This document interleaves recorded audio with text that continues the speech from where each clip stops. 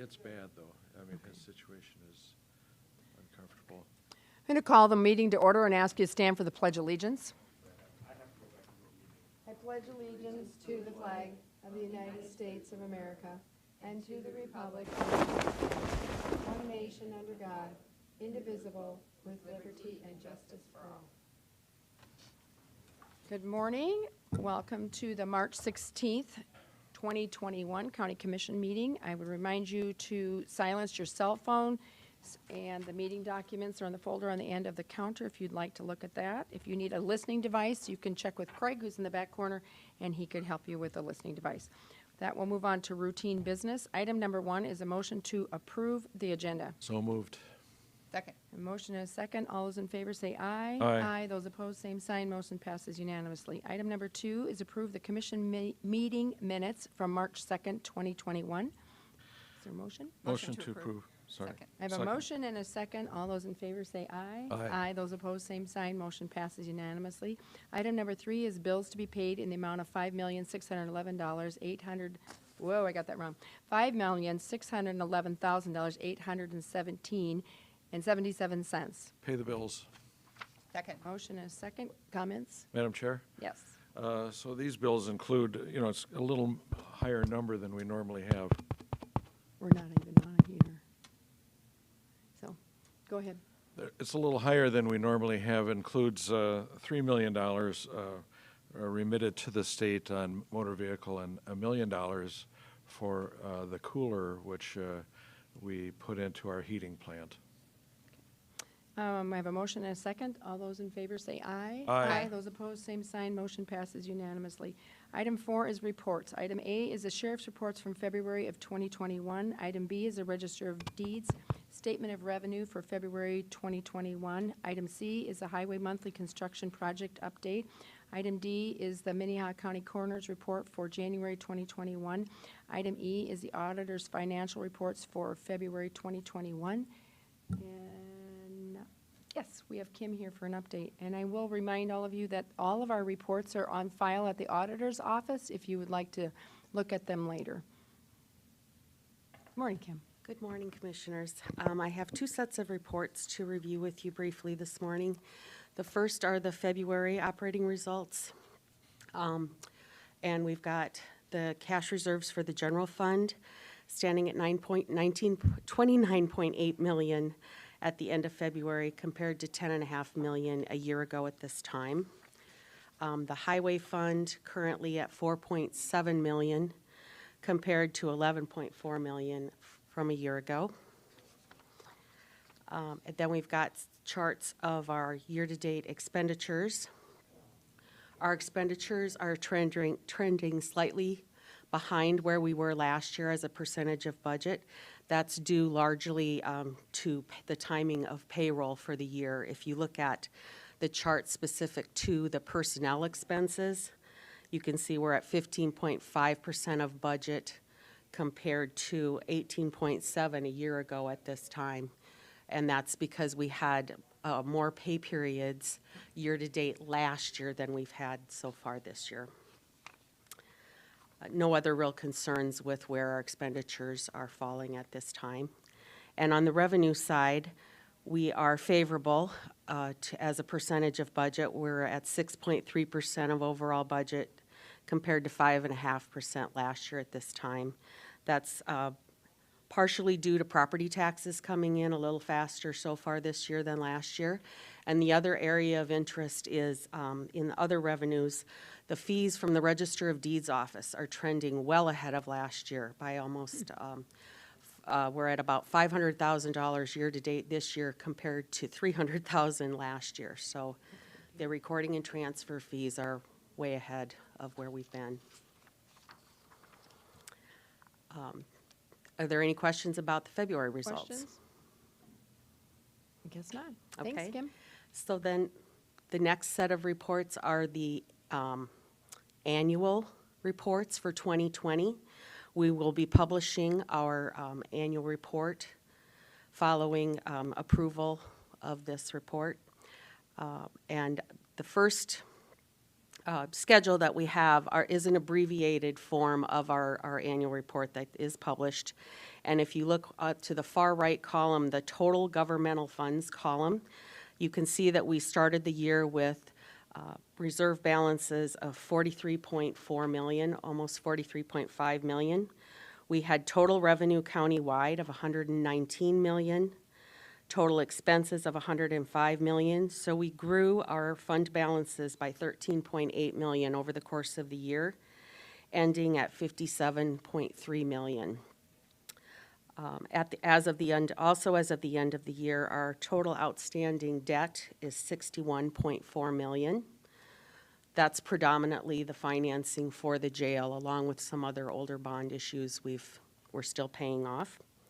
And lastly, our self-insurance fund, at the very bottom of this schedule, you can see we ended the year with a reserve balance of $1.9 million. Do we have to approve this, Kim? It's not on my sheet. I'm is what sorry, you're it's putting in. it's not for approval. We're just submitting it for your review, and then Okay. it will be the published document as well. We're required to publish by March 31st. Any questions for Kim on the overall analysis?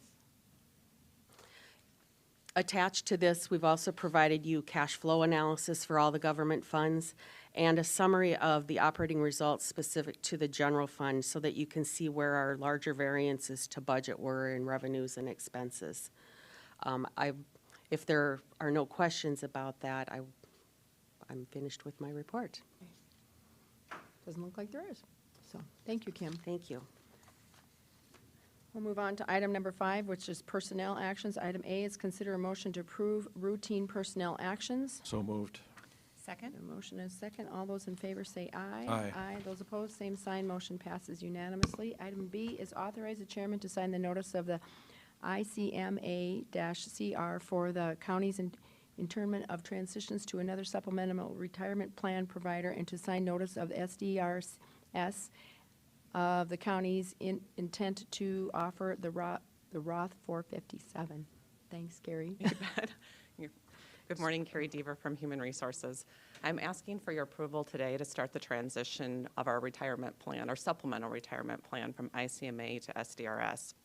I presented a couple weeks ago about our committee's efforts over the past year to look at the lineup offered by both entities and the expense ratios. And again, I would just want to send out my thanks to everybody who helped with that project. I'm happy to bring this request forward to you. We think this is a great move for county employees. We did give employees a chance to, or sent out an email a couple weeks ago to let them know. Appreciate everyone who looked at that as well. Today we're asking for the formal approval to start the transition. It will take a while. It'll probably be about a 14 to 16 week process. It's going to impact about 162 individuals, both retirees and county employees. But we really think this is a good move to go to the new, or to go to the plan with SDRS. Carrie gave us a briefing on this about 2 weeks ago, but are there any questions? Madam Chair. Go ahead, Joe. So, as you know, Carrie, I did get a concerned employee call me on this issue and was worried that during the transition from one fund to another that they would be selling low and buying high. That won't happen, right? What will happen is there'll be a 2-week blackout period where contributions will no longer be accepted. And then during that period, the funds will be mapped over. There will be a 1-day period where those funds are actually transitioning. But you have to consider it this way. If your funds were with one entity and the market drops, it's going to drop no matter where those funds are at. So the impact should be very minimal, if any. Thank you. Commissioner Bender. I just would say, too, I mean, that's very common practice. There's really no way around that. Anytime you make a change in a retirement plan, that's typically what would happen. And so we can't make any guarantees about anything. But overall, the move makes a lot of sense. And we think it would be in the best interest of most employees going forward. So I would make a motion to approve. Okay, I have a motion. Is there a second? Second. Motion and a second. All those in favor say aye. Aye. Those opposed, same sign. Motion passes unanimously. Thanks, Carrie. All right, thank you. Item number 6 is abatements considered for approval. Chris Lilla. Good morning, Morning, Chris. Commissioners. Chris Lilla, Equalization. Yeah, we've got a number of abatement requests here for you today. First one we'll jump into is item A, is Wellington Township, parcel number 13423, 2020 property taxes in the amount of $1,265. So this one is an exempt entity, purchased the property mid-year, so we're recommending approval of that abatement. Okay. I need a motion and a second and a roll call vote. So moved. Second. Motion and a second, roll call vote, Olivia. Barth. Aye. Bender. Aye. Hiberger. Aye. Motion passes unanimously. The next three, items B, C, and D, is South Dakota Department of Game Fish and Parks, parcel number 16610, 2020 property taxes in the amount of $521.88. Then South Dakota Game Fish and Parks, parcel number 16617, 2020 property taxes in the amount of $1,089.92. And South Dakota Department of Game Fish and Parks, parcel 16621, 2020 property taxes in the amount of $986.06. Again, this is an exempt entity that purchased mid-year, so we're recommending approval of that abatement. Motion I make a motion to approve Second. B, C, and D. and a roll call vote. Bender. Aye. Barth. Hiberger. Aye. Motion passes unanimously. Okay, items E, F, and G are for First National Bank, parcel number 46856, 2018 property taxes in the amount of $440.88. Same parcel number 46856 for 2019 property tax in the amount of $465.68. And same parcel number for 2020 property taxes, in the amount of $454.86. So this here was a drive-through lobby ATM that was torn down that we did not know about, and we have verified it was gone through our imagery and things. So normally they should get a RAS permit to notify us of that, but we are limited on how far back we can go. So it was actually gone multiple years prior to that. So we're recommending these 3 years for abatement. Okay. Motion? Second. I'll make the motion. Motion and second, roll call vote. Barth. Bender. Hiberger. Aye. Items H and I, pardon me if I mess this name up, Buase Safiet, it's parcel 74217, 2019 property taxes in the amount of $9.76. And then same parcel number for 2020, property tax in the amount of $57.30. This is a mobile home that unfortunately burned and they lost everything. So the $9.76 basically represents 1 month and then the next full year. So we're Motion. recommending approval. So moved. Second. Roll call vote. Barth. Aye. Bender. Aye. Hiberger. Aye. Motion passes unanimously. Item J, Ryan Hander, parcel 13452, 2020 property tax in the amount of $1,303.60. This is a house that was removed off of the property and I believe destroyed. So we're recommending approval of this. So moved. Second. Motion and second, roll call vote. Bender. Aye. Barth. Hiberger. Aye. Motion passes unanimously. And item K is an elderly freeze for parcel number 34937, 2020 property tax in the amount of $1,547.48. This one here was initiated through the treasurer's office, so I don't know much about it other than I know their value meets the value guidelines, so we're recommending approval of this abatement. I'll make the motion. Second. Motion and second, roll call vote. Bender. Aye. Barth. Hiberger. Aye. Motion passes unanimously. Thank you. Thanks, Madam Chris. Chair, question for equalization. Yes. So our deadline for appeal is passed, correct? Yes, correct. Okay. For so local just boards, for March the- 11th. The folks out there that might be thinking about it, it's too late. Yep. We've had a few.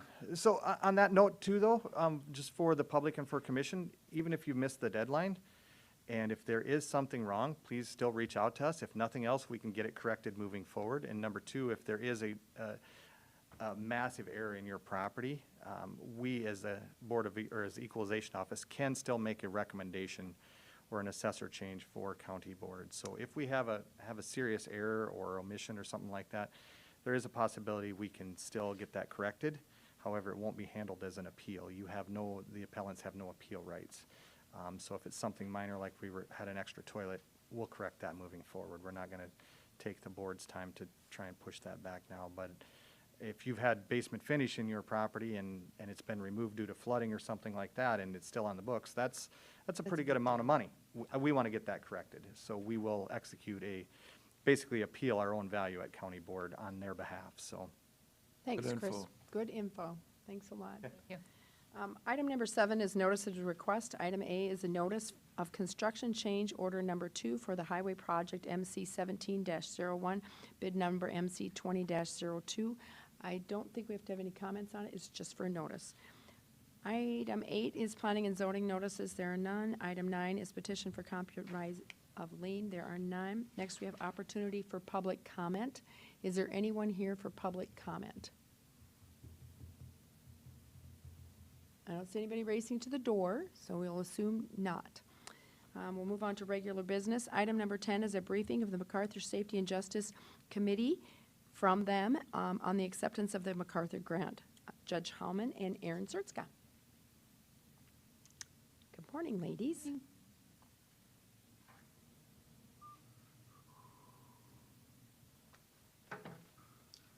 And company, I should I have was gonna said. say, we got everybody. We got everybody today. I brought my entourage. Good morning, everyone. Robin Hellman, presiding judge for the Second Judicial Circuit. I know Aaron has submitted a wonderful PowerPoint that gives you a ton of information about the grant request today for approval of the second cycle of funding. A lot of what is in here is material that I went over the last time I was here about 6 or 8 weeks ago. So I want to just highlight some things that I think would be important for your attention today, and things that might be a little bit different than what we talked about the last time. As I mentioned when I was here last to give an update on the initiatives of the first cycle of grant funding and our plans for the second cycle of funding, we believe that the rubber really meets the road in this second round of funding, particularly in the area and the goals of racial and ethnic fairness. Because COVID canceled a site visit that we had planned, we were able to finish the first cycle of funding with a substantial sum, a fairly substantial sum of almost $180,000 of funding that was not spent from the first cycle of grant funding that we have planned now to spend during this second cycle, in addition to whatever funding is approved for that second cycle. These funds have been earmarked as explained on this carryover no-cost extension sheet here. And two of the things that lead me to say that this is where the rubber really meets the road on the issue of racial and ethnic fairness are the two items that are listed at the top. And one of those is to fund a cohort of the Leaders of Tomorrow for justice-impacted individuals. And the second item there is a program of mentoring and programming for mental health and substance use disorders through Urban Indian Health. And we have a couple of people here who are the leaders of each of those projects, and I want to give them an opportunity to come up and briefly tell you about what is anticipated with those programs that have already been begun. And the first is Tamian Dysart from Think 3D here in Sioux Falls. I'll ask Tamian to come up and talk about Leaders of Tomorrow. Thank you so much. So Leaders of Tomorrow was designed to be a 12-week leadership development program here in the community, specifically with the Justice Impacted group. We wanted to go a little bit deeper with that. It's a 2-hour course normally, but we have added 2 additional folks, Serene Thin-Elk and Terry Liggins, to help unpack the information of these individuals through this cohort. There's 3 main purposes of our Leaders of Tomorrow program, is to empower and equip these young leaders to see themselves differently, to build their self-confidence. Secondarily, is to give them the skills that workplace development is desperately looking for: effective communication, how to be a better team leader, etc. But the most important one, I think, probably in this is community. A lot of times, especially with Justice Impacted, they get out, you have a lot of well-wishing goals and ambitions, but when you go back to the same friend groups out there, eventually they kind of pull you back into that.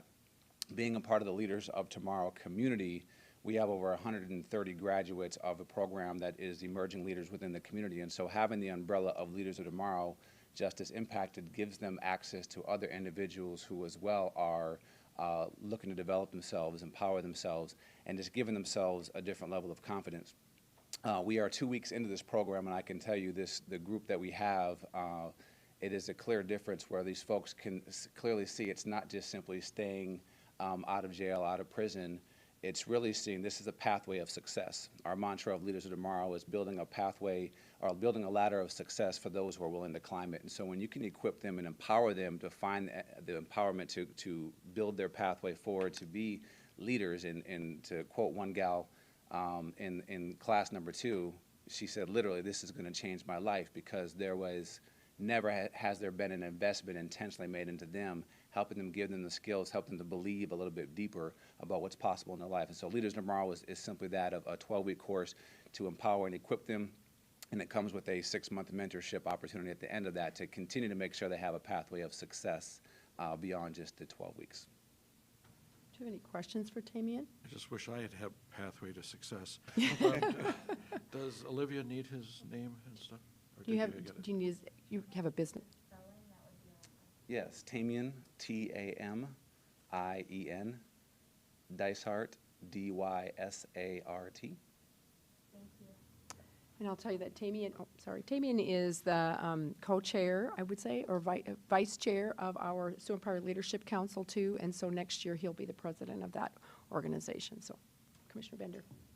And thanks for serving in those roles. I was just curious, when you talked about having this bigger community of folks, is there intentional gatherings of that group, or how are they put in contact with the past graduates of your program? Yeah, so now that we're coming out of COVID, there's quarterly networking events, gatherings, and as well as at each cohort, there's a graduation which we invite past graduates as well. So again, there's about 4 broader gatherings for them to get together. There is an online community for them to kind of engage with each other, reach out, support, meet up offline, et cetera. And so they have that connectivity with other folks within the community. Great, thank you. Thanks, Tamian. We'll have Robin, or Judge Hallman, back. And now we'll hear from Serene Thin-Elk, who's involved in the Leaders of Tomorrow, as Tamian just explained, but is also at Urban Indian Health working on our initiatives there, particularly with something called Generation Red Road that she'll tell you about now.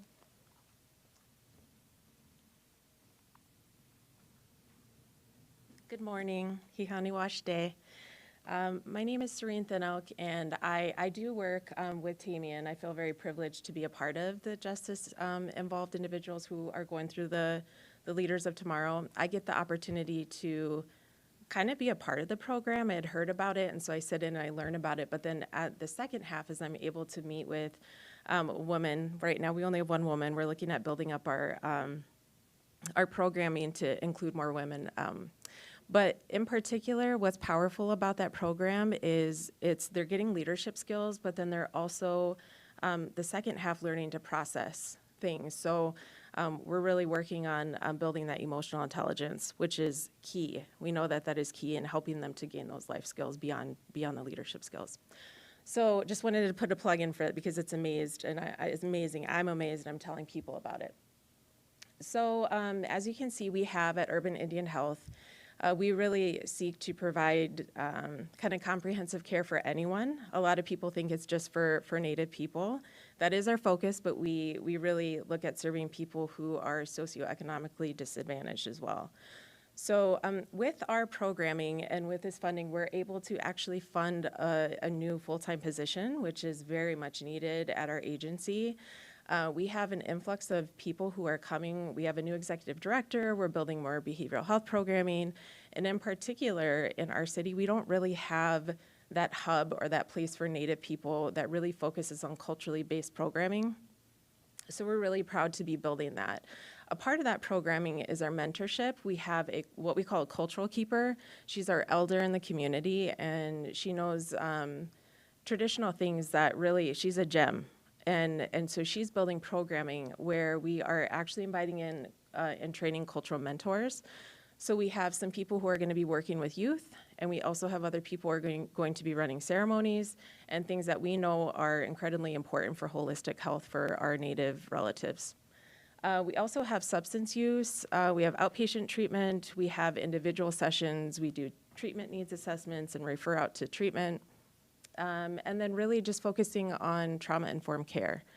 So what we're excited about with building a new full-time position is this person is going to be able to really take on a multitude of roles, including coordination more with the community and really serving more of our relatives, because we do have, I can tell you I'm very busy doing the director role as well as seeing youth and really people of all ages that are coming in for our services.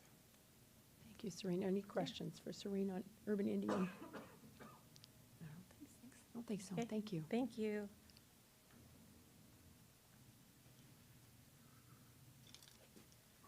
Thank you to Serene and Tamian for talking a little bit about their programs. The original impetus of the Safety and Justice Challenge was a reduction in our jail population. So I just wanted to give you a little bit of information about the successes that we've had related to that initial goal. The bookings by quarter went from a high of 5,231 to a low of 3,439 in the last quarter. A lot of that is obviously related a little bit to COVID, but we did see through the first cycle of funding a great reduction in the jail bookings. And where I say, again, the rubber meets the road with racial and ethnic fairness is we've taken a dive into seeing how that breaks out racially in our community. So bookings by race, and this was by month, was 756. Bookings went down to 476 for our white population. That is accounted for 86.2% of the population in our metro area and results in 43% of the bookings. For Native Americans, our bookings went from 540 down to 378, which appears to be a good reduction in that number of bookings. However, Native Americans make up 2.8% of our population, but as far as bookings, they're almost 35% of the bookings in the county jail. For African Americans, those bookings went from 219 down to 204. They account for 6.1% of our population, but 15.87% of the bookings. So you can see that disparity in how people of different races and ethnicities are being booked into the county jail. So we're really hopeful with this potential second round of funding, as well as the carryover funding, that we'll be able to meet some of those needs that Serene and Tamian were talking about in our community, hopefully with the end goal of reducing the percentage of those bookings and providing quality services to folks of different ethnicities. We also continue to refine our pretrial services to meet the goals of having people show up to court and not be rearrested. Since pretrial started in 2018, we have completed over 18,590 pretrial risk assessments over the course of those years. And we started the pretrial services division back in January of 2020. We continue to work on how those cases are opened, how they're closed, what reports are valuable not only to the court but to the attorneys who are representing those parties, as well as how our data is collected and reported. Since starting the program, we've had 517 cases that were placed on pretrial services. Of those, 187 were closed, and 330 of those cases remain open, which means those folks are still on pretrial monitoring services. So as part of that goal of getting people to show up for court and not getting rearrested, we're also going to continue our focus on sending out court reminders, trying to expand our ability to send court reminders to folks. And we also did just launch a new application on the UJS website, which is ujs.sd.gov. And on the front page, we have a link to find a court date, and that allows anybody in the state to enter their name and date of birth and find out information about every court date that they have, every case that is currently pending, not only criminal, but civil cases as well. So we're going to continue to work on those efforts if the commission approves the second cycle of funding. So I know that was really quick. It was a lot of numbers. Do you have any questions? Commissioner Bender. I'm curious about the UJS site that you just, Yes. do you need anything, do you need information besides your name? Like, do you need your social security Name number? and date of birth. Okay, thank you. Commissioner Bender. I will say, I sit on this committee with the Safety and Justice Challenge, and we meet every couple of weeks, and there's so many moving parts, it's really hard to pin down and tell you everything that's happening. If Erin's back there, maybe she wants to introduce the rest of her staff. If you would do that and just tell, because they came, and they're an important part of what's going on, and doing a lot of work for us that we couldn't get along without them too. So if you would just introduce the rest of your people. Yeah, good morning, Erin Zerska, EUSD Family Med. And yeah, we brought our team here. We've been working very hard over the past year to kind of get some things together and keep all of the projects moving. We have Bridget Diamond Welch. She's our Associate Director of the Center for Rural Health Improvement, in a wave. We have Shar Green Maximo, and she's our Community Engagement Coordinator. And then we have Clara Perscala, and she's our Research Associate too for our team. So we're really excited to be a part of this work and a part of the team as we move forward. One other item just to note, so you heard about a lot of programming that's going to be going on. So the next, as soon as we have the agreements all ready, we'll be bringing the contracts to execute those services here within the next few weeks to the Commission for approval. So thank you. Any questions for Erin? Okay, thank you, folks, for all coming. This was just a briefing today, and then we will move on to our next item, which is 10.5. It's authorize the chairman to sign the MacArthur Foundation Grant Fund Agreement for January 2021 Make a through motion December to 2022. authorize the chair to sign that grant fund application. I'll second, Agreement, and I have a sorry. comment. A motion and a second. Go ahead. I just want to thank all of you for the work that you've done. I also want to thank the MacArthur Foundation. I mean, the money that they provide has done amazing things in our community already, and they allow us the opportunity to craft a plan that works for our community and address the issues that we have. And so it's not, while they have things that they're promoting, they really do allow us to come up with a plan that really works for our community, and we've seen that in the first round of funding, and I'm really excited to see what kind of great results we get out of this round of funding. I have a motion and a second to accept the grant money. All those in favor say aye. Aye. Aye. Those opposed, same sign. Motion passes unanimously. Again, thank you. Thank you for Yeah, your work. thanks, Thank you everyone. for coming and slip sliding away out of here, I guess. So that will move on to item 11, which is a briefing on the Department of Equalization. Chris, welcome back. Good morning again, Commissioners. Chris Lilla, Equalization Office. Our briefing here today, it's very similar to the one we presented to you last year. It's just kind of give you a pre-run for our future budgetary requests and letting you as the Commission know and the public know some of the duties of our office and what we do and why we do it. The first slide here is just our oath that we do take, and it's I'll just read that out. We do solemnly swear that we will support the Constitution of the United States and the Constitution of the State of South Dakota, that I will faithfully, impartially, and honestly discharge the duties of my office, particularly that I will assess all property assessed by me at its true cash value according to my best knowledge and judgment, so help me God. Now, some that might be words, but for me personally, I take that to heart, and I know our office does too.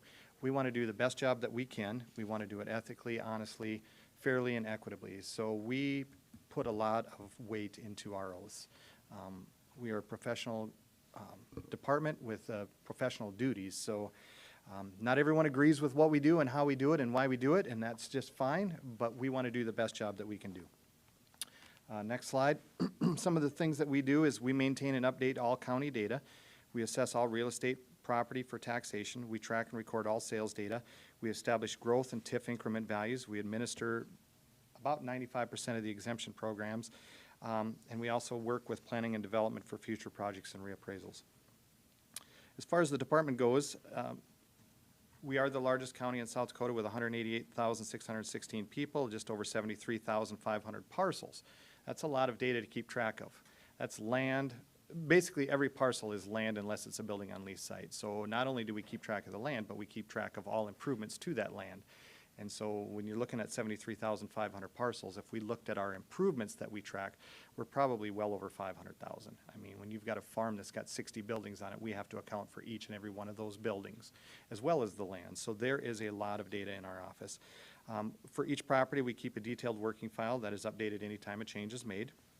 Some of the information recorded for each parcel is obviously the parcel number, the map ID number, which tells it where it physically sits, current property information and property history, all sales associated with each parcel, sketches, property value history, all the program applications such as the owner-occupied elderly freeze, photos, which we'll be doing better on. Some of our photos are quite old, and inspection notes. So the inspection notes are anytime the appraiser makes a visit to that property, they document why they were there and what they did. Next slide. 2020, we're edging almost to 8,000 sales this year, just 7,800 and change. Not all of those, because of interest rates, not all of those are true transfers. A lot of those are refis, but every time there's a refi or a deed filed, we have to process that. So it is getting to be a lot. You know, we only have one person in the office that execute those sales, so they are busy. You know, we've remained fairly consistent at over 7,000 in the past few years. One of the takeaways from this here, and I won't read all of this, is to just look at the graph at the bottom on the right. If you look at 2018, our sales have, in 16, 17, our sales have remained fairly consistent. The good sales, which would be, I guess, the one on the left on the bottom, the blue, those are the ones that we can use to analyze the market. So again, in 2020, you'll see we had an extreme amount of transfers, but anything that's a refi, sold to a relative, not offered on the open market, those sales are rejected. We can't use those to raise or lower the market values. It's only the ones in the blue. So we've decreased a little bit in our good sales, but take a look at the amount of value increase that is occurring with these transfers. We exceeded $1 billion of sales transfers this year. That is an enormous amount. Next slide. So we analyze each sale to determine if it's a good sale, if it's a bad sale. We look at the specific valuations in relation to its property characteristics and or land productivity. We annually evaluate the level of assessment in each taxing jurisdiction. We review sales data to determine market fluctuations and implement assessment adjustments accordingly. Layman's terms, we look at all the sales, we determine where and what is selling the best, the least, all of that. We make the applicable adjustments, whether it be at a neighborhood level, a property type, things like that, to keep us in compliance with state law. State law says that countywide I have to be assessed between 85 and 100%. And I've talked on this with the commissioners a few times, but when we began this year, our level of assessment, so last year when we sent out our assessment notices, we were just over 90%. We roll forward a year, we haven't really done anything. We look at those values against sales, and our level of assessment had decreased to 85.5. That means our market increased 5.64 from where we ended last year, countywide. That is a strong growth market. Again, at the end of the year, so 85.5 is my starting point. I need to stay between 85 and 100. I analyze all those sales in those neighborhoods, and I drill down and figure out what areas need what adjustments. I make those applicable adjustments. Again, targeting, I'd like to be between 90 to 94%. And we actually have an error on our ending assessment ratio down there. It says 90.5. My ending ratio for this year was 90.93. So we started at 85.5. I make the adjustments where they're needed. I put the new values back in, compare those to the sales, and recalculate a level of assessment, and we ended at 90.93. Yes? So I'm processing and listening how an audience might hear this. And I'm curious how you would address, because I've heard from several taxpayers whose property's gone up 30, 40%, and you just said the market's gone up 5%. Yep. So how does that happen? That's countywide. That's taking all sales, throwing them in the bowl, saying, here's our values as a whole on sales, and here's our values now. When I drill down into the specific areas, and especially this year with, some of it is conversion from the old program to the new, some of it is we house typed. That was probably the biggest change, where we broke all of our residential houses in olders, mid-aged, and newers, and we analyzed those. We split our neighborhoods, so they were large, and I'll cover some of that in a little bit. We had overly large neighborhoods. We went down to smaller. We targeted 700 parcels. We have a few that are a little more, quite a few that are a little bit less. So the analogy that I use is if there's 3 of us in a car, one's going 50, or one wants to go 50, one wants to go 75, and one wants to go 100. We've all been going 75 because that was the median. So somebody's been going 25 too slow, and somebody's been going 25 too fast. I've split those neighborhoods out, into smaller groups, giving them their own cars. So the ones that want to drive 50, they're going to go down 25% because we're going to value them according to the sales more like them in a smaller geographic area. We house type them, so if it's an older, mid-aged, or newer. So with that comes movement within the values. The values last year weren't wrong. It was just the study group and the way they were studied. This year we have made good revisions to really focus and calibrate our models to apply the value changes where they needed to be. In most of those cases where a property went up excessively over 20% or so, most of those cases that I found have been our older homes. And the reason is because we run them against depreciation. So if you've got a 1930 home, costs $180,000 to build new, we're going to take 60% of that value away because it's old and depreciated. We're down to $70,000. The problem is it's selling for 120, 130. Now I can make the adjustment just to those older homes to say I'm at 70 and I need to be at 110,000. That's a big increase. When it was one big pool and they were blended with the olders, the mids, and the newers, and I'm throwing those, they say I need to go up 30%. The mids say I need to go up 8%, and the newers say I got to go down 4%. When I average those all together, the average, I've only been able to go up 10% to everyone. Well, that's pushing the newers over. It's undervaluing the olders. Now, with our stratification and our data, I can apply the adjustments to particular house types and get more fair and accurate. So most cases this year, the increases were primarily to our older homes because we were depreciating the values so heavily and we weren't able to calibrate those back to the market, and now we can. Thank you.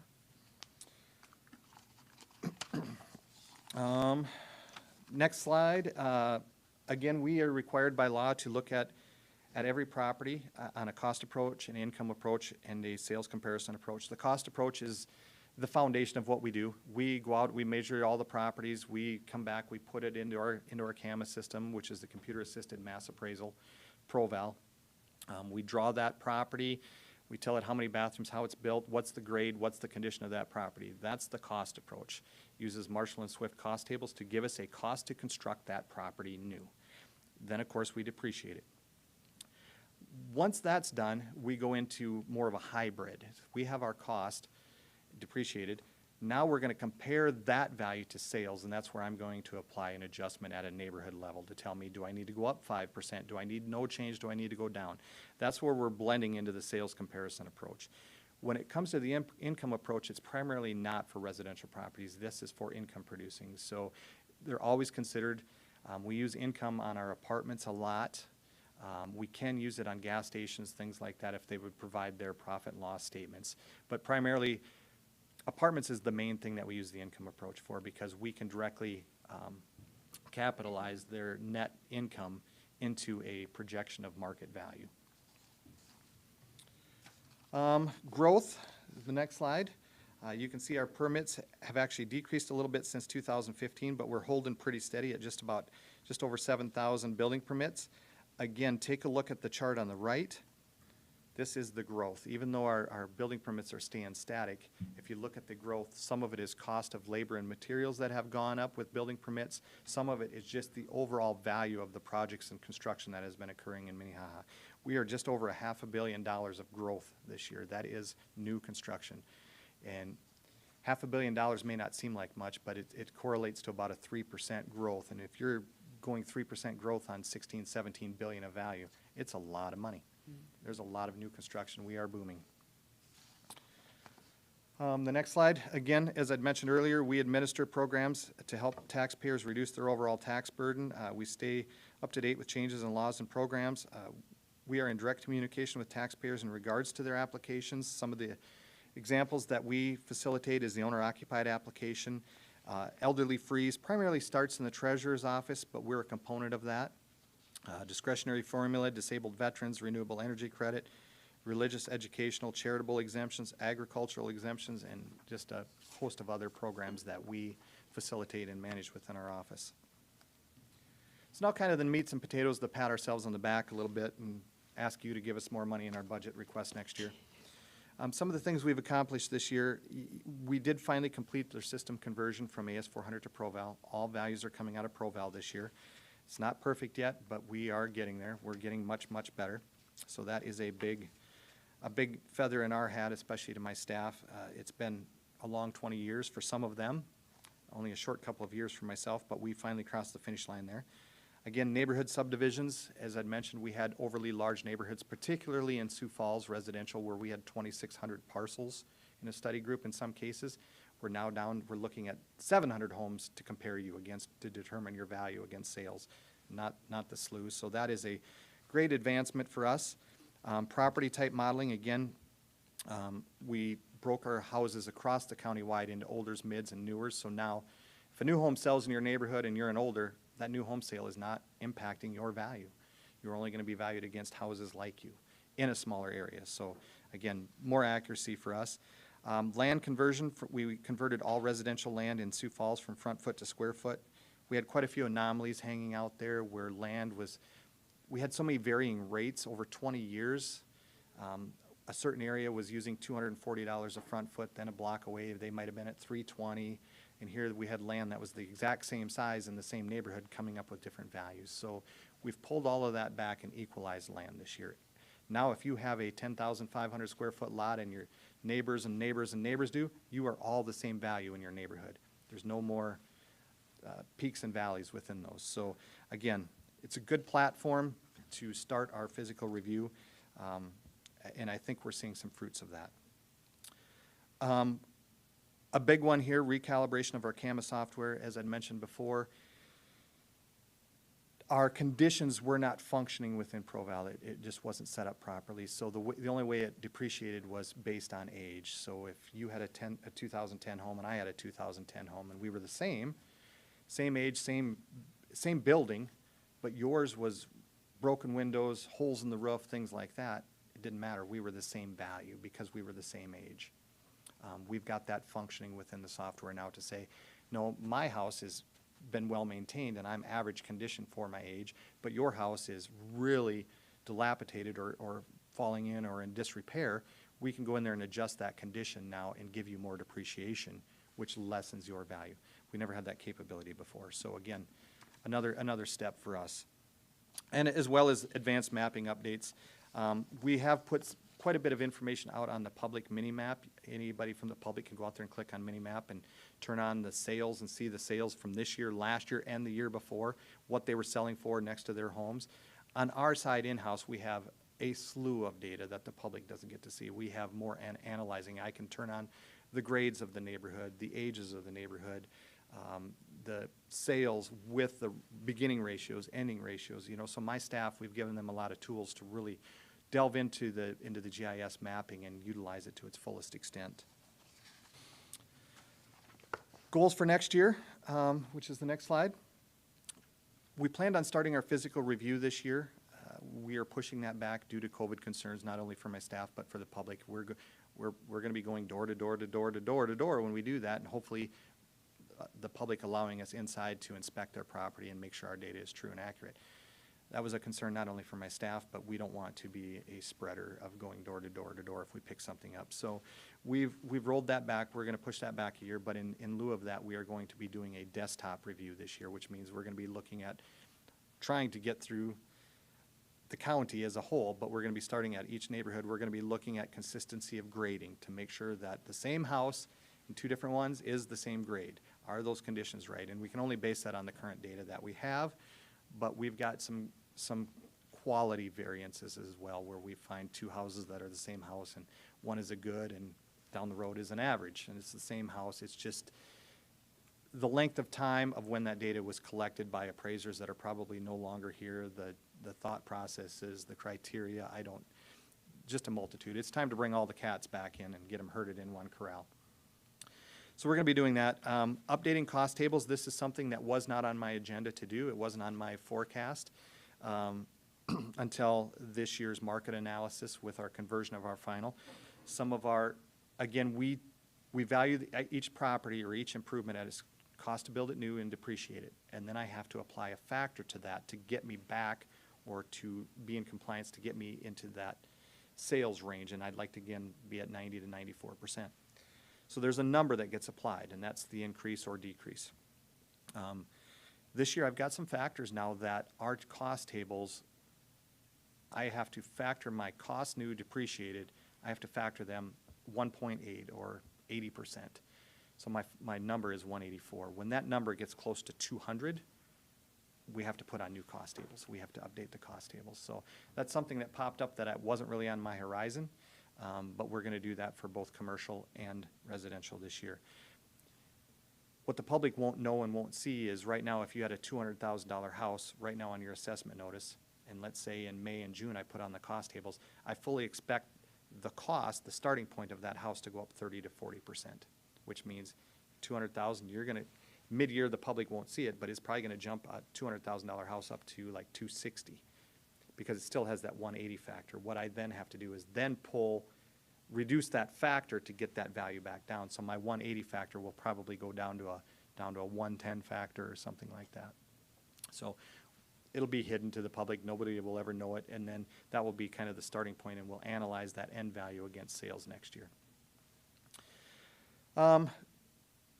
Next big thing is the transition from AS400 for the tax side of things into Encode. That one should not be too bad. It's already been done. IT already takes our values from AS400, puts them into Encode, so that our values actually roll down to the auditor and down to the treasurer. So that's already done. There's just some tweaks that I have to do in there for our office to fully utilize it. I have to set up our discretionary formulas in there, our ag exemptions in there, just a little setup. It isn't too bad. That's not a big mountain to climb there. We ran out of time this year, so we're planning on splitting all of our townships, again, kind of neighborhooding them into the ag parcels, the acreages, and then any developments. Like I'll use Split Rock. There's a lot of developments out in Split Rock where they're residential developments in a country setting. You know, you've got 40, 50 homes. Well, we're gonna neighborhood those. So those sales in those will not affect the acreages and will not affect the farms and vice versa. We just didn't get that all done this year, so that's on the to-do list. We're going to finish equalizing the land rates again. We're going to be looking at all the townships, and the small towns for sure, we're going to be converting those to square foot. I don't think we have the anomalies that we had in Sioux Falls, so it should be pretty clean and pure. There shouldn't be much value shifting there. But won't know until we get into the data. And then obviously we need to maintain our building permits that we get, and if we've got 8,000 building permits out there, we've got a lot of work to do. And lastly is we need to update our new soil table 1s. So this is going to impact farmland. Department of Revenue is going to a new statewide soil survey. We've actually had it in-house. They gave the counties 3 years to implement that. We're coming on our second year. Last year when we received the GIS layer for that, we were too deep and too much going on to even attempt that, so we put that off. So that is on the docket to do this year. I don't know what that's going to do. Again, there could be a value shift to individual farmers that have certain soil types that are going to change and the ratings are going to change. I won't know. They want me to kind of report my beginning and then my ending and see where those changes are to see, and I'll have to give that back to Department of Revenue and they'll take a final look at it to see if there's an adjustment that needs to be made. Their plan right now is to say we have, for like our crop soils, $3,926 an acre. That's the most I can be on this current soil survey. When I put the new one on, if that is going to drastically increase the total value of a property, what their plan is to do is to adjust that top dollar. Maybe that'll go down to $2,800 to bring everybody back in line. So that's kind of their plan right now. I'll have more to come on that when we delve into that. But a busy year ahead of us. Thanks, Chris. Any questions for equalization? Let Jean go first. I'm just curious, you know, with the changes that you've discussed, and obviously you and your staff were quite busy this year, how the appeals look. Are they similar to what you've seen in the past, or? Way less. Way less, Yep. okay. As a matter of fact, today we are starting our local board. Yesterday I met with the city. We did our good sales, which in the past, you know, just a couple years I've been here, we've had 60, 70, 80 good sales. I think we had 16, which means that people have now paid more for their property than their current assessment within this past year. And those that did, they're not much. When I first came here, I mean, we had like 60, 70. So our values are getting more accurate and we're hitting that market. And there's always going to be some that, you know, I have to put everybody in a bowl. There's always going to be somebody that got a good deal on a property and my value now against the model is over, and vice versa. Some are going to be under. They paid an extraordinary amount of money for a property we didn't think was valued that high. So there's always those outliers. As far as residential appeals in Sioux Falls today, we are done in one afternoon. We've got 21 appeals to hear Commissioner Barth? Thank you. for residential. We've got, I think about, on Thursday, I think right now we have 8 commercial in Sioux Falls. Within the towns and townships, we probably have about 25 total. So we are much lighter this year than I've seen since I've been here. So I have a couple questions, I guess. Is there undiscovered value out there that we don't know about, like finished basements? I mean, people that have errors where you think they have a basement and they're a slab or whatever, that's one thing. But what about the undiscovered, and what does it take for you to find that? Is it just more Physical staff? reviews. Yes, I'm certain every year there is undiscovered value out there. People, especially basement finishes, and I know Sioux Falls is really good with their code enforcement and building inspections, and people know, but there's still ones that we stumble across that all of a sudden we see a sale come across our desk. You know, we thought it was worth, $270,000, it sells for $330,000, and we look at the listing on that, and here it's advertised, recent basement finish, full remodel, and there hasn't been a single building permit taken out for that. So we monitor those sales, and we try and go out and look at those as much as we can, but if it doesn't sell, we're still missing it. The other thing I would point out is that with the abatements that we had today, there were several that were government entities and stuff. And every time we take something off the tax rolls, everyone else is paying more taxes. And, there's quite a high percentage of land that is owned by government, including the city of Sioux Falls, way out in the country. I'm just complaining. Okay. No more questions. Thanks, Chris. And at the beginning of Chris's presentation, he said if you have any questions, make sure you stop up in the office and ask. And I will Or a tell you phone that call.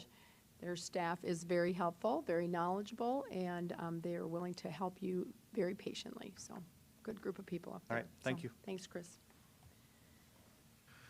That will move on to item number 12, which is a briefing of the agribusiness pillar, Holly Rader. Oh, she's right there. I'm looking at the door. Good morning, Holly. Hi, how are you? Well, thank you again for having me this year. Earlier, Commissioner Barth asked me how long I have been doing this, and this is my 4th presentation to give y'all. I've been with the Greater Sioux Falls Chamber of Commerce for 3.5 years now, and have the opportunity of serving as the Chamber Staff Liaison for the Agribusiness Pillar, which is a new term that I will hit on next. Agribusiness Pillar, along with Greater Sioux Falls Chamber of Commerce, is both new from when I spoke to y'all last time, what used to be called the Agribusiness Division of the Sioux Falls Area Chamber of Commerce. So a lot has happened in a year. Lots of name changes. But just like the divisions were from our chamber bylaws, pillars also serve as voluntary associations of members who desire to work together as a group for the purpose of more effectively promoting a special industry, a business, an activity, or a profession. So there are 4 pillars within the Greater Sioux Falls Chamber of Commerce, agribusiness being one of them, what I'll be speaking with you today. Experience Sioux Falls is one of those as well, which hits on the tourism industry. And Business Leadership Council, and the newest pillar of the chamber is diversity, equity, and inclusion. And I get to talk to you about agribusiness. So the agribusiness pillar of the Greater Sioux Falls Chamber of Commerce advances and promotes the Sioux Empire as an agricultural center through actions that provide a higher visibility of the industry, just like what the bylaws tell us to do. So some of those actions, actually most of our actions, serve as annual events or initiatives. And on the next slide, we have 3 very signature annual events. Am I the one controlling this? I am so sorry. She Oh, might have I can stepped control away. it. You can do it. You can do Okay, it. Yep. perfect. I didn't do the first one, so I didn't know if that was me or not. So those actions serve primarily as events, as I just said. 3 that are very signature: National Farmers Day at the Barn, the Sioux Empire Livestock Show, and Ag Appreciation Day, which is in conjunction with the Sioux Empire Fair, and it is a luncheon that is put on by our volunteers. Speaking of volunteers, all three of these events, as well as all the other initiatives that happen throughout the year, would not be possible without those voluntary associations that I spoke of that are from the bylaws. We have the best volunteers in the world, I would say. So now I'll hit on just all three of these events, and if there's any other questions about any other initiatives throughout the year. I know I only get 7 minutes, so I'll speak quickly. So this past October, we celebrated our third annual National Farmers Day at the Barn. This event happens traditionally for the past 3 years at the Stockyards Ag Experience Barn, which is down in Falls Park. And the true mission of this event is to bring our consumers to the barn and to tell the story of agriculture. And it is a family event. We encourage kids to come pick up their pumpkins. And while picking up their pumpkins, this year was a little different than others in the past. We usually have an activity and get to talk to them about where that pumpkin comes from and just try our hardest to put in a little bit of knowledge here within the city of Sioux Falls and make sure that it's a fun family event near harvest. And we talk about basically why farmers aren't able to be here right now, and it's because they're usually out in the fields harvesting so that we can eat year in and year out. This year was very different in a lot of cases when it comes to events. We still were able to put on our third annual event and just had a lot of precautions in place, but still had an opportunity to tell the story of agriculture. The 68th annual Sioux Empire Livestock Show just wrapped up there at the end of January. 68 years of tradition. It's quite something. I've only been a part of it for 4 years, but a lot has come into this show in the past 4 years, and a lot of tradition, all of the tradition stays true. So speaking of volunteers again, we have nearly 200 volunteers that dedicate themselves to that week, and those come from businesses within the community. A few highlights from this past year's show is we were one of the only shows in the nation at our caliber to continue to have our show. And with that came a lot of tough decisions on what we were going to have within that week-long event, which was extended. Our dates did extend so that we were able to accommodate the numbers we were expecting in a safer manner. And also, we were able to host nearly 3,000 families in the city of Sioux Falls throughout 7 days. And from an economic impact standpoint, working for the chamber, we have to think about that, as you know. It was really something that our community still came together to be able to highlight agriculture in a way that we do annually, but really be able to showcase that to more people this year.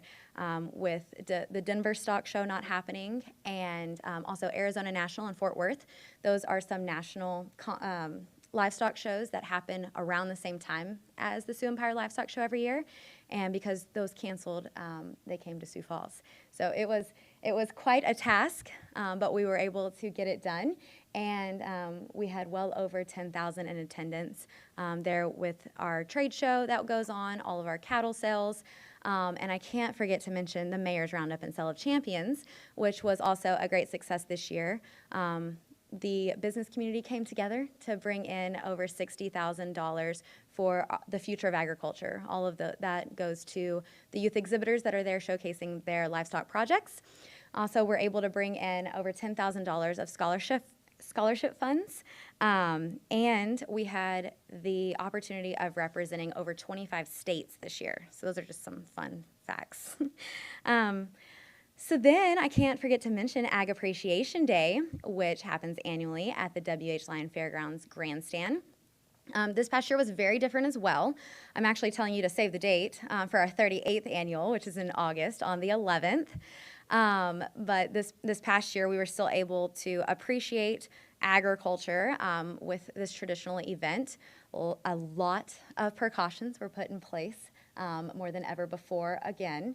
But with the Sioux Empire Fair Association continuing to have their event, we were able to implement a lot of great protocols and procedures for all of our businesses to be able to still come out and, like I said, recognize our hardworking farmers and agriculturalists in our region.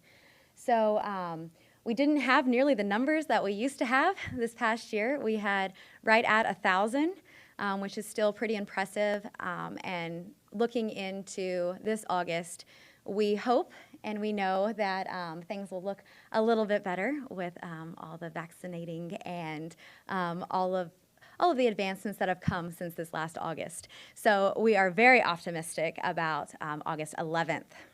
I hope that all of you commissioners can make it if you so want to. That's why I had to say save the date there.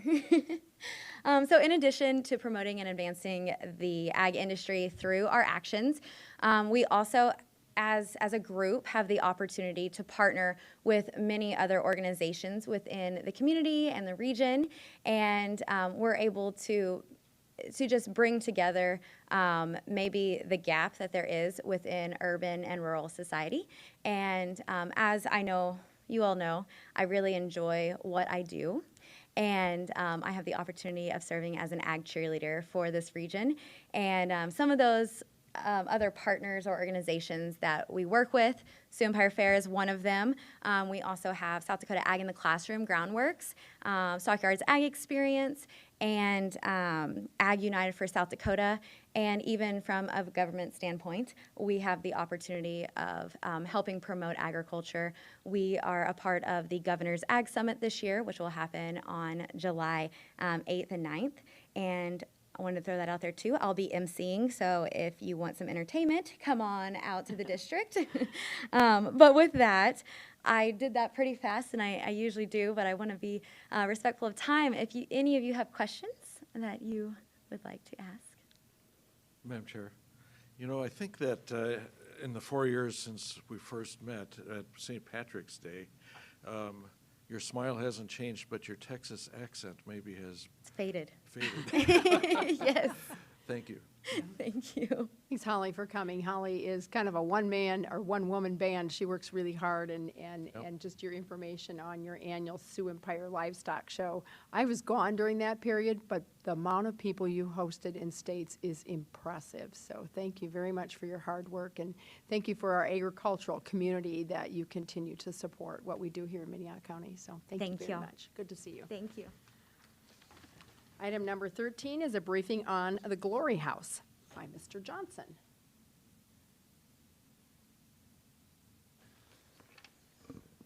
Madam Chair, Commissioners, thank you for allowing me to be here. To start with, I think we all know all the challenges we've all faced with the COVID, and sitting in a communal living center has been especially challenging. And I think all of us in this industry has had to really do some things that has tried to keep our clients safe, our staff safe, and the community safe. So I just went through a little bit of a listing of some of the precautions that had to be put into place and some of the things we had to do. Trying to keep up with what was going on both internally and in our community in terms of the pandemic really created some challenges. Our staff and our clients both, though, kind of rose to those challenges, and because of some of the things that were going on that people were able to do, we were fortunate enough not to have hospitalizations or deaths related to COVID, and ultimately that was our goal. We did, obviously, drop our residential numbers. We closed down some of our businesses for pieces of our businesses for a couple months. All those obviously have an impact on our agency's fiscal well-being, but we're also able to apply for and did receive some PPP dollars, which has maintained us as we move forward. The challenges for our clients was pretty significant. The vast majority of our clients lost their jobs during this time. And many were obviously in a very vulnerable position. They were kind of, as an accredited treatment facility that's largely supported by criminal justice clients, they were literally a captive audience. and they were put in a tough situation of communal living, and trying to maintain sobriety and trying to maintain their just their well-being. Over the course of the year, we've seen a spike we saw a huge spike in terms of substance use, of mental health issues, of just a lot of frustration. Going through this, though, our clients also came out the other side. People are doing better. People are, as we know in Sioux Falls, there's lots of employment. They have, the businesses have opened up and have welcomed our clients back into their workforce, and they continue to do pretty well as of today. Now with the vaccines rolling out, obviously our staff and clients both are encouraged to at least consider that, and the majority of both have done so. So those are some of the dealings that we've had to cope with as we went through the pandemic, and as we continue to reduce our own numbers, slow down our community access points, and do those sort of things. And we will continue to do those things until we don't need to. So it could be a little while. Next piece I had mentioned was the apartments. As all of you know, the county was good partners in helping us move forward. We've been running about an 80% capacity, which is a little bit lower than what we want, but there's a lot of factors that played a part in that. We've also found out as a new landlord in the community how hard it is to encourage people to maintain a drug-free lifestyle in that sort of environment. Trying to create that community lifestyle within an apartment complex is challenging, and it kind of comes and goes with depending on who our tenants are. But as we've seen, the more work we put into creating that community feeling, the better off our clients are, and the more receptive they are to see the options other than using alcohol or other drugs. We did fall short of our capital campaign goal during the COVID pieces, not by a lot.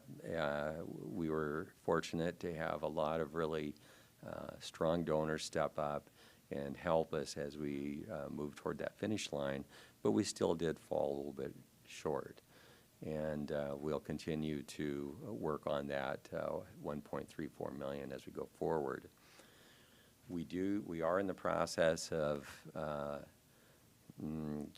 early process of sketching out what the next building phase is actually going to look like. As you can well imagine, everything just stopped, and so we are moving forward with some of those plans. And the board of directors and our other partners, we're all working together to probably look at sometime in 2022 to actually begin construction. So the other thing that we have focused on this past year and this year as well is to spend more time with trauma-informed practices. It's been something that's been kind of a passion of mine for a long time, and we are able to move forward and help our clients understand that relationship between trauma and addiction and mental health issues. One of the key pieces that we have also been very much involved in is creating a stronger case management type of services, anywhere from nutrition needs, transportation, medical care, pharmaceutical care, all those sort of things our clients need. And particularly as we've gone through the pandemic, those needs have become even more pronounced. So we've been able to add on more case managers to help support those services. And not only within the treatment facility, but also in our apartment complex. So those people have all the support services in places as well. And then finally, I just mentioned the client employment piece. As I said, most of our clients actually lost their jobs almost immediately, and some of them were unemployed for months. And of course, that created all sorts of stressors on them, as well as their families. With things opening up and with our, our strong employment base in Sioux Falls, pretty much if you're willing to go out and look for a job and you're willing to put in the effort, you can find a job. And most our clients welcome that opportunity. And so most that can actually have jobs, they do have them. So we're trying to fill that gap in the community of providing employment. This year, as we move forward, we know that there's going to be some challenges that we're just going to have to deal with ongoing, and trying to be nimble in our response is going to be key. As I talked about COVID, we've really enhanced our ability to provide telehealth, and it's been a key piece of what we've been able to do. And I don't see that going away. We need to be able to reach out and provide services for people where they're really at. And that's something that we'll continue to expand on. Thanks, Questions? Dave. Questions? Well, you're maybe the second or third person today to use the word trauma-informed practices, and I'm just wondering if you could give like a 1-minute summary of what that means. Well, I think certainly I can, and thanks for asking the question. What it really means, at least from our agency perspective, is that we help our clients and our staff to better understand what sort of things has happened ongoing to our clients, and perhaps look at how they coped with some of those events. Mm-hmm. For many of our clients, addiction, mental health issues, things like that have been a coping mechanism, and that's what helped them survive some of those trauma issues. So if you take a look at it through a coping mechanism piece, then you can start taking that apart and help them realize that how I used to cope with something when I was 25 and drinking heavily and putting needles in my arm isn't a very functional way to really cope with some things. So we help them understand what happened, why they were doing what they were doing. We don't shame them or beat them up for being an addict, and then help them come up with healthy ways to deal with life. And so it's really an important piece, not only for our clients, but our staff as well. They need to understand that all the behaviors we're seeing and all these things that are happening within our clients, there's causes for those things. And it doesn't make sense maybe for me to put a needle in my arm, but for our clients at certain parts of their lives, that might have been the best they can do. And it's our job to help them understand that and hopefully get them to live their best lives possible. That was probably longer than a minute. That's good. Commissioner Barth? With this new COVID relief bill, are you able to get any funding from that? Well, I'm doing the research on it, and I have a couple other our partners that are doing some research on it. I think we're going to be able to, but I haven't really found the line in that that says that we will actually qualify or not. Asking, thank you. But we're looking. Dave, thanks for what you do. Are most of the people that are involved in Glory House criminal activity-involved people that come to you through that system, that they step out of ours and then end up in your place? Or are there people from off the street that they decide, we're going to go this direction? The majority are somehow tied into the criminal justice system. There are some that just show up and need help, and that's fine. We're accredited, we can do all those things, but the vast majority is going to be through the criminal justice system.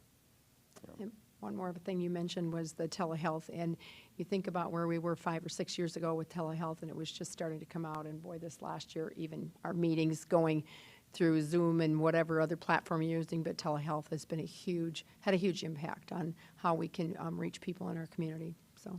Absolutely. Yep, so. Thank you for your time. Thank you. Thank you for the opportunity. We'll move on to item number 14, which is consider a motion to declare various jail capital assets as surplus. Mr. Mattson. He's only waited an hour and a half. Good morning, We're Commissioner. still happy to have him. How's everybody today? Great. Yes, I'm here to talk about some of our jail capital assets and have them declared as surplus, and with a couple of them getting transferred to facilities. I wasn't quite sure how you want me to do this. Do you want me to read through the list? I don't know that I we think need. we could, if we have any questions, we could Yeah, ask them. I don't think we need Obviously, to read yeah. through the list. Maybe just, we have some items to be disposed of, and item A would be disposal and recycling. Is there a motion? I'll make a motion to dispose as suggested. I'll second that. I have a motion and a second. All those in favor say aye. Aye. Aye. Those opposed, oh, Roll call. sorry, you're right, I'm looking right at it. Roll call vote, please. Barth. Aye. Bender. Aye. Hiberger. Aye. Motion passes unanimously. And I will say, if somebody really wants to see those are all available in our weekly documents. So the next one is to transfers to facilities departments. Do you want to speak on that one? I'd be happy just to make a motion to Okay. transfer. I think it's pretty self-explanatory, Yep. so. I can say that JDC was very happy to get that generator from the Yes. correction center. I'll second Jean's motion. Okay, motion and second. Roll call vote. Bender. Aye. Barth. Hiberger. Aye. Motion passes unanimously. Thanks for coming. Thank you much. You. Item number 15 is authorize the chairman to sign a renewal agreement to provide human services casework to Lincoln County. Jamie Phillips, is he here or? He is on the phone, so, Jamie, can you hear us? Yes, I can. Good morning. Good morning, Jamie. This is Jamie Phelps with Human Services here, County Human Services. Thought I'd pop in just in case you had any questions on this item. Basically, this is the contract the agreement is going to be unchanged outside of the fact that the annual increase is taking place for the Lincoln County caseworkers' salary and benefits. And I plan on taking this over to the Lincoln County Commission next Tuesday. Any questions for Jamie? I'd make a motion to approve. Second. I have a motion and a second.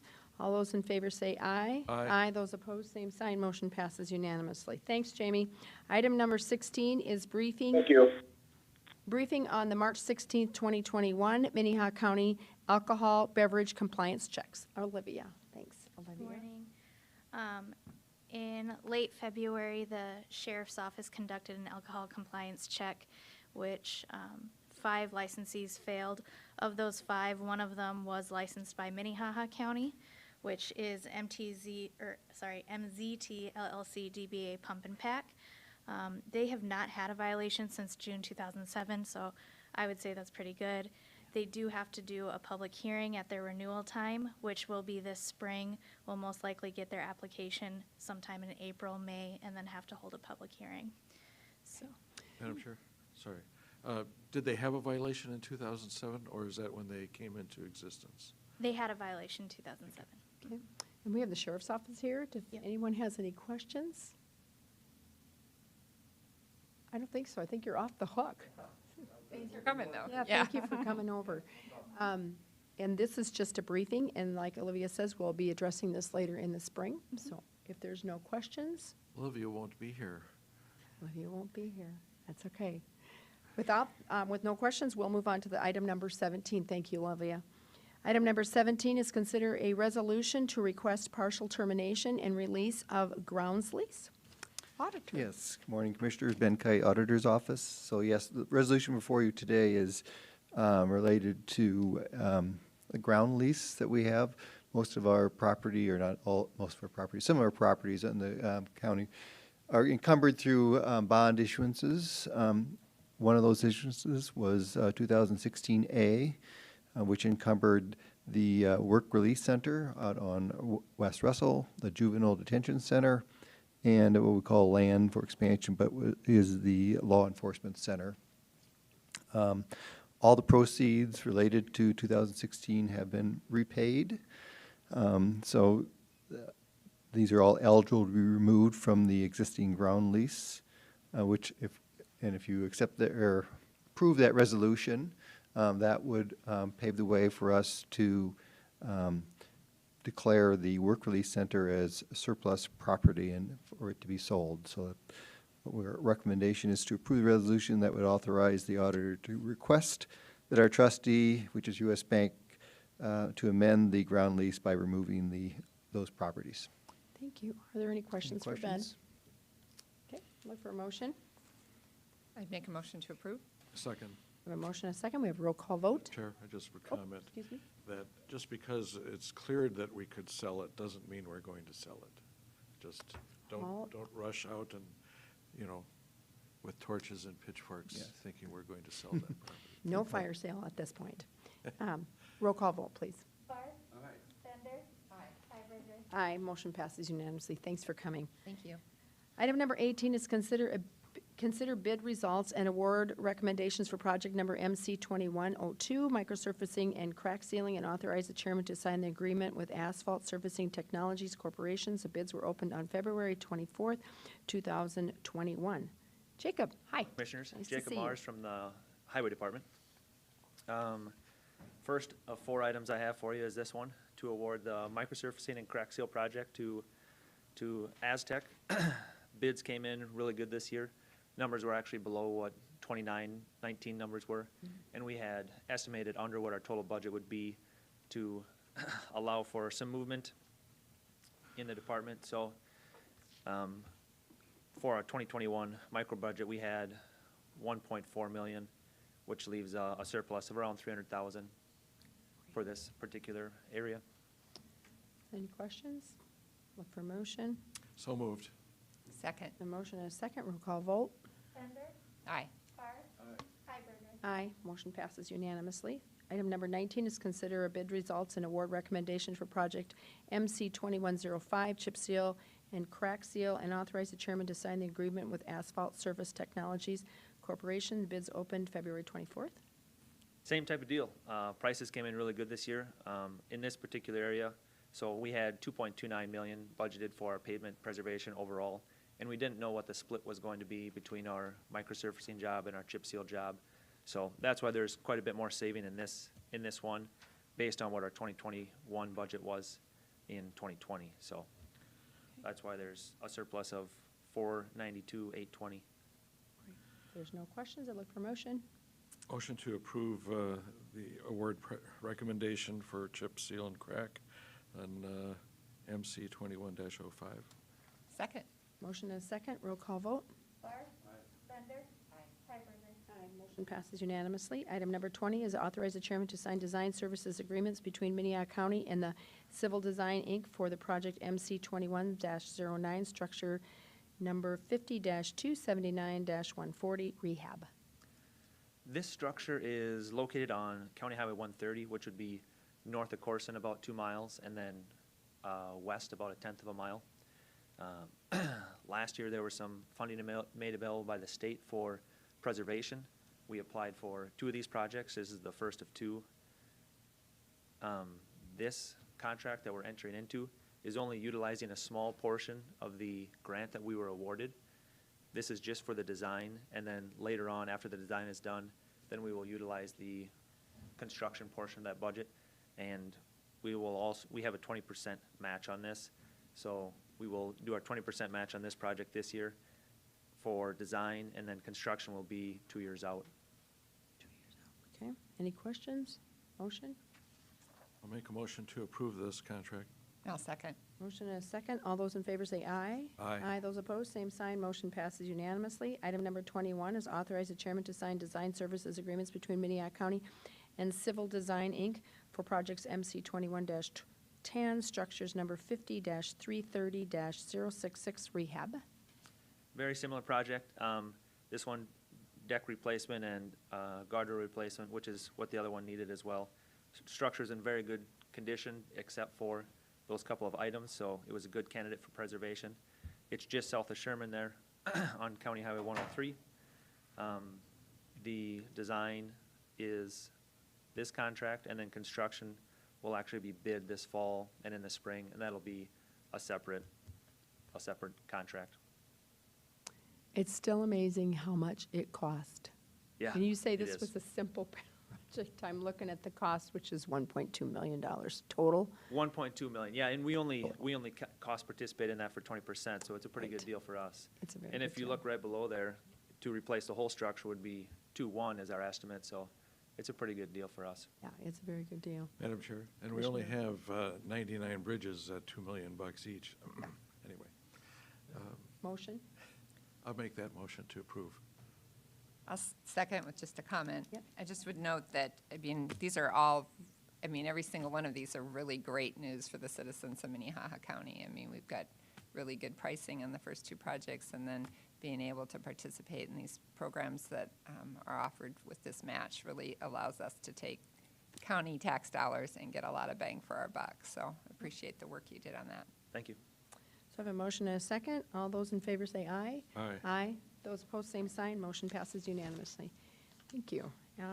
Item number 22 is consider a resolution to participate in the Bridge Reinspection Program using South Dakota Department of Transportation Bridge Replacement Funds to hire Civil Design, Inc.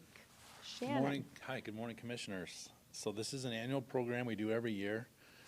In the past, we've had a variety of consultants, but CDI, Civil Design Inc., has been doing our work for us the past couple years. They've been doing a good job. Similar to other state participation projects, our match is 20%. We don't have a cost estimate yet because this is for inspections to occur in 2021. We're going to do the west side this year.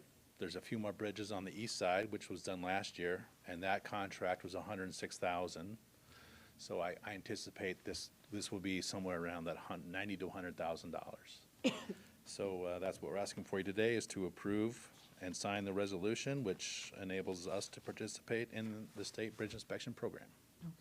Any questions for Shannon? I'd make a motion to approve. Second. Motion and a second. Roll call vote. Aye. Aye. Motion passes unanimously. Thanks, Shannon, for coming over. Item number 23 is the Minnehaha County Liaison Reports. Are there any reports?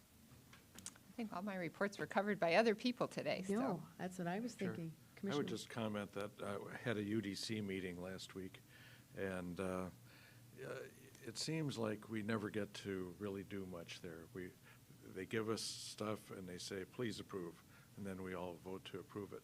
Well, I brought up an issue which I'd like us to push the state DOT on, which is to put up sound barriers on Highway 11, otherwise known as 101, where currently is a motorcycle racing track. And I live a half mile away. I can hear it clearly. The people that live right there must be miserable. And we did that on Highway 29, and it was to good benefit, I believe. Mhm. Thanks, Jeff. I'd also mention that today, or tomorrow, starts the South Dakota Association of County Commissioners Convention. Commissioner Karski and myself will both be attending. We have the Board of Directors meeting is this afternoon, late this afternoon in Pierre, and so we will be up there. And item number 24 is new business. Madam Chair. Commissioner Barth. I just want to bring up a couple things, which are, one, I think going forward, we need to really strategize. I'm a short timer. I've got like a year and a half before well, I won't be dead, but I won't be getting anything done. So I think we need to look at the issue of home rule for Minnehaha County. I think we need to brainstorm how to spend monies that we have and what our strategies are for building. And I hope that we find the time to get that done.